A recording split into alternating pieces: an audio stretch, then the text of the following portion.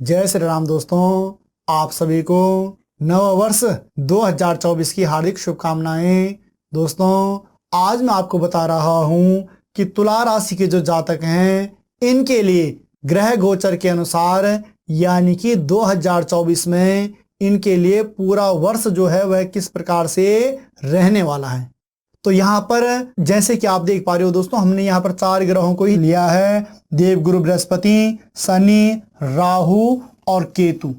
इनको लेने का ये तात्पर्य था दोस्तों कि देवगुरु बृहस्पति किसी भी राशि में 12.5 महीने इनका गोचर चलता है और उसके बाद शनि का 2.5 साल और राहु और केतु का लगभग 18 महीने इनका गोचर चलता है। तो इनके प्रभाव से विशेष रूप से जब व्यक्ति 1 रुपए से लेकर 1000 रुपए जोड़ लेता है और 1000 से 1 रुपए पे आ जाता है, इनकी कंडीशन में इनके ग्रह गोचर के अनुसार में अगर इनकी यह अच्छे भाव में बैठे हुए होते हैं, अच्छा फल इत्यादि प्रदान कर रहे होते हैं, तो इंसान करोड़पति बन जाता है। और अगर दोस्तों इनके ग्रह गोचर में किसी प्रकार से यह उसको अनिष्ट फल प्रदान कर रहे होते हैं तो वह क्या हो जाता है, उसका जीवन बहुत दुखदायी हो जाता है।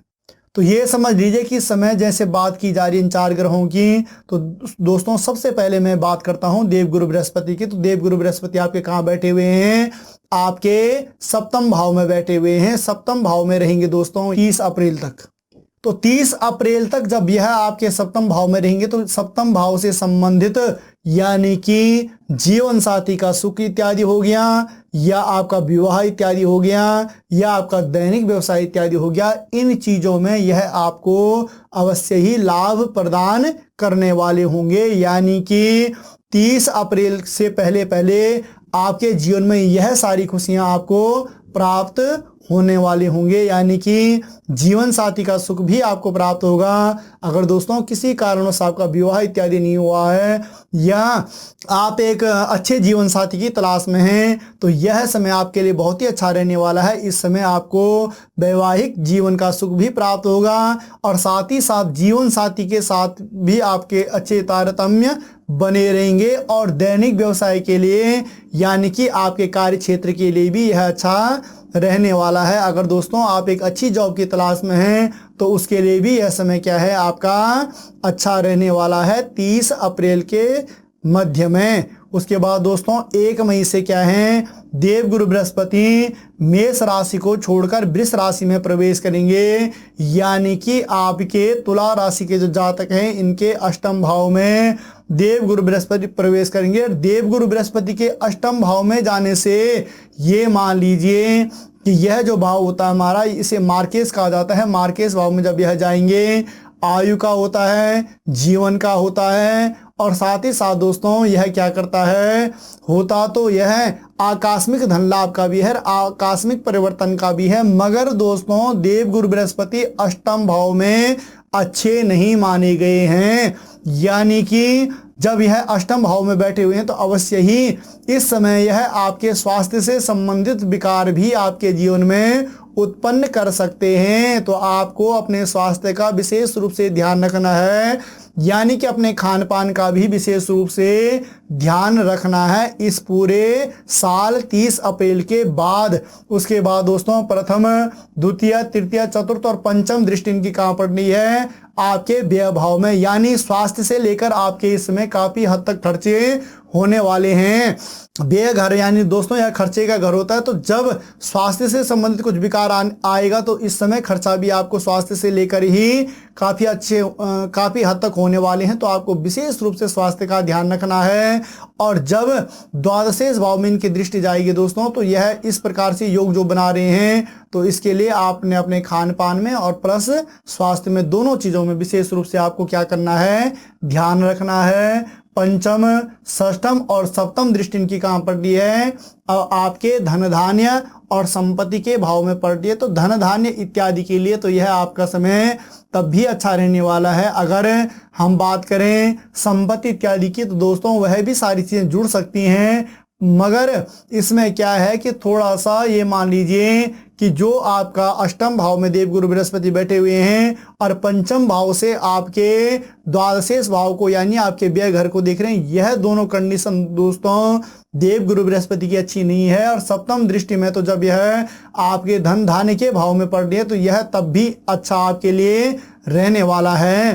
तो ये समझ लीजिए कि इस समय थोड़ा से अगर आप धार्मिक स्थलों में, धार्मिक कार्य क्षेत्रों में कहीं भी आप दोस्तों कुछ दान पुण्य इत्यादि करते हैं तो उससे अवश्य ही आपको लाभ की प्राप्ति होने वाली होगी। पुनः हम आते हैं अष्टम और नवम दृष्टि इनकी कहाँ पड़ रही है, आपके मातृभाव में पड़ रही है। जब ये अष्टम यानी मार्केश में बैठे हुए हैं और नवम दृष्टि इनकी कहाँ पड़ रही है, आपके मातृभाव में पड़ रही है, तो माता के स्वास्थ्य को लेकर भी थोड़ा सा आपको क्या रहना है, सजग रहना है। और साथ ही साथ अगर किसी भी प्रकार से भूमि भवन का कोई निर्माण इत्यादि करवा रहे हैं तो दोस्तों इसमें भी क्या है, विलंब होने के कुछ चांस बन सकते हैं देवगुरु बृहस्पति के अनुसार। तो 30 अप्रैल से दोस्तों पहले यह आपके लिए अच्छा फलित कर रहे हैं, मगर 30 अप्रैल के बाद जब यह अष्टम भाव में जा रहे हैं तो कुछ मिला जुला फल ही आपको प्रदान कर पा रहे हैं ग्रह गोचर के अनुसार। उसके बाद दोस्तों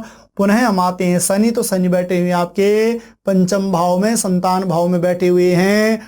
और बात जब तुला राशि की हो रही हो तो ये समझ लीजिए कि तुला राशि का जो स्वामी है वह शुक्रदेव हैं और शनि और शुक्र दोनों क्या हैं, मित्र राशियां हैं, मित्र ग्रह हैं। तो यह संतान इत्यादि के लिए तो यह क्षेत्र बढ़िया रहेगा। विद्या बुद्धि के लिए यह क्षेत्र थोड़ा सा दोस्तों अधिक प्रयास वाला रहेगा, यानी कि आपको थोड़ा सा विद्यार्थियों के लिए इस समय अधिक प्रयास करना पड़ेगा। उसके बाद उनको सफलता के योग उनके जीवन में बन रहे हैं। और साथ ही साथ दोस्तों क्या करना है कि धर्म इत्यादि कार्यों में भी आप अगर अपनी रुचि बनाए रखते हो तो उससे भी आपके बिगड़ते हुए जो कार्य हैं उनमें अवश्य ही आपको सफलता प्राप्त होगी। उसके बाद पुनः हम आते हैं राहु। तो राहु बैठे हुए हैं आपके छठे घर में और छठा भाव होता है रिपु यानी शत्रु भाव। और शत्रु भाव में जब भी कोई क्रूर ग्रह बैठता है तो दोस्तों वह अच्छा फल दायी होता है। मगर एक चीज याद रख लीजिए कि जब यह इस भाव में राहु बैठे हुए हों और यह क्या है, शत्रु का भाव, रिपु का भाव है, तो दोस्तों साथ ही साथ यह चिंता का भाव भी है, यानी कि यह इस समय मानसिक कलेश भी बनाएगा। और साथ ही साथ दोस्तों एक चीज के लिए यहाँ पर यह बहुत ही बढ़िया है, वह यह है कि अगर आपके जीवन में किसी भी प्रकार से कोई मुकदमा इत्यादि चल रहा है, यानी कोई केस इत्यादि चल रहा है, भूमि भवन इत्यादि से संबंधित कोई विवाद चल रहा है, तो उसके लिए यह समय क्या है, अच्छा रहने वाला है। मगर किसी भी प्रकार से आपने मानसिक क्लेश नहीं बनने देना। उसके बाद पुनः हम केतु आते हैं। तो केतु आपके द्वादशेष भाव में बैठे हुए हैं और द्वादशेष भाव दोस्तों व्यय भाव होता है, यानी खर्चे से संबंधित भाव होता है। और साथ ही साथ यह क्या होता है कि कोई ऐसी बीमारी कभी बार लग जाती है, यानी स्वास्थ्य में कई बार ऐसा कोई विकार आ जाता है दोस्तों कि जिसके कारण हमें हॉस्पिटल इत्यादि में क्या होना पड़ता है, भर्ती होना पड़ता है। तो ऐसे कुछ योग यह बना सकता है। तो इसलिए इस वर्ष इन 4 ग्रहों की दृष्टिकोण से दोस्तों मैं सबसे अधिक अगर आपको सतर्क करूंगा तो आपको अपने स्वास्थ्य से लेकर थोड़ा सा क्या रहना है, सतर्क रहना है। और 30 अप्रैल के बाद तो आपको थोड़ा सा और ज़्यादा सजग हो जाना है। पुनः दोस्तों मैं आता हूँ भगवान सूर्य नारायण के दृष्टिकोण से। तो यहाँ पर मैं सिर्फ और सिर्फ आपको कुछ संक्षिप्त जानकारियां दूंगा। संक्षिप्त जानकारी का तात्पर्य यह है दोस्तों कि 14 अप्रैल से और 13 मई के मध्य में भगवान सूर्य नारायण क्या है, अपनी उच्च राशि में बैठेंगे। उच्च राशि यानी मेष राशि में बैठेंगे। मेष राशि में जब यह बैठेंगे तो अवश्य ही यह जीवन साथी के साथ भी जो तारतम्य है उनमें भी कुछ सुधार लाएंगे। और साथ ही साथ दोस्तों आपका दैनिक व्यवसाय इत्यादि है उसमें भी सुधार लाएंगे। वैवाहिक जीवन में जो किसी प्रकार से कोई खटास बनी हुई थी उसमें भी मधुरता यह अवश्य ही प्रदान करने वाले होंगे। उसके बाद पुनः दोस्तों हम आते हैं भगवान सूर्य नारायण की स्वराशि में प्रवेश। स्वराशि यानी 16 अगस्त से 15 सितंबर के मध्य यह क्या है, स्वयं की राशि में विराजमान होंगे। स्वयं की राशि यानी सिंह राशि और तुला राशि के जातकों के लिए सिंह राशि बनती है एकादश भाव। और एकादश भाव का ये तात्पर्य है कि यह आपका क्या होता है, आय भाव होता है, लाभ का भाव है, उपलब्धियों का भाव है। तो इनसे संबंधित यह यहाँ पर क्या करेंगे, बढ़ चढ़ कर आपको लाभान्वित करेंगे, यानी आपको लाभ की प्राप्ति यहाँ पर होने वाली है। उसके बाद पुनः दोस्तों आते हैं हम 17 अक्टूबर से और 15 नवंबर के मध्य यह क्या रहेंगे, तुला राशि यानी अपनी नीच राशि में रहेंगे। तो नीच राशि में रहने का ये तात्पर्य है कि इस समय यह मान सम्मान और प्रतिष्ठा में क्या करेंगे, न्यूनता ले आएंगे, यानी कि कुछ न कुछ आपको यहाँ पर थोड़ा अपयश की भी प्राप्ति हो सकती है। तो दोस्तों थोड़ा सा आपने इन चीज़ों का भी ध्यान रखना है। और साथ ही साथ आपको नेत्रों से संबंधित विकार भी कुछ इस समय हो सकता है, तो आपको नेत्रों का भी ध्यान रखना है। तो ओवरऑल दोस्तों ये तो था भगवान सूर्य नारायण के दृष्टिकोण से। उसके बाद हम आते हैं मंगल। तो मंगल किसी भी राशि में ग्रह गोचर के अनुसार दोस्तों 45 दिन यह क्या करता है, ग्रह गोचर के अनुसार राशि परिवर्तन करता है। उसके बाद आते हैं पुनः बुध 21 दिन और शुक्र 26 दिन। तो 21 और 26 का ये तात्पर्य है कि बुध और शुक्र लगभग सूर्य के साथ में एक घर आगे या एक घर पीछे राशि परिवर्तन इनका चल रहा होता है, या भगवान सूर्य नारायण के साथ में ही इनका राशि के साथ में चल रहा होता है। तो जब भी ग्रह गोचर के अनुसार सप्तम भाव, एकादश भाव आपके लग्नेश में जब यह आएंगे भगवान सूर्य नारायण, उसके साथ में जब भी इनका तालमेल बनेगा तो दोस्तों थोड़ा सा जो आपका फल है, फल में भी कुछ हल्का सा मतलब क्या हो सकता है कि कुछ जगह लाभ भी आपको प्राप्त हो सकता है और कुछ जगह थोड़ा सा नुकसान भी अधिक हो सकता है। तो ये मान लीजिए। तो दोस्तों ये तो था तुला राशि के जो जातक हैं उनके लिए 2024 का पूरा वर्ष कैसे रहने वाला है। तो ग्रह गोचर के अनुसार तो मैंने आपको बता दिया। उसके बाद दोस्तों हम मासिक फल भी बताते हैं। तो अगर अभी तक आपने हमारे चैनल को सब्सक्राइब नहीं किया तो आप इसे सब्सक्राइब कर लें। और उसके बाद अगर यह तो एक संक्षिप्त जानकारी थी जो भी ग्रहों के बारे में हमने दिया, तो उसके बाद दोस्तों होता क्या है कई बार कि ग्रह गोचर में हमारे ग्रह कुछ और ही चल रहे होते हैं और जो जन्म कुंडली इत्यादि में है उसमें ग्रह कुछ और ही हमको क्या कर रहे होते हैं, फल प्रदान कर रहे होते। कई बार सटीक हर एक जगह नहीं बैठ पाता।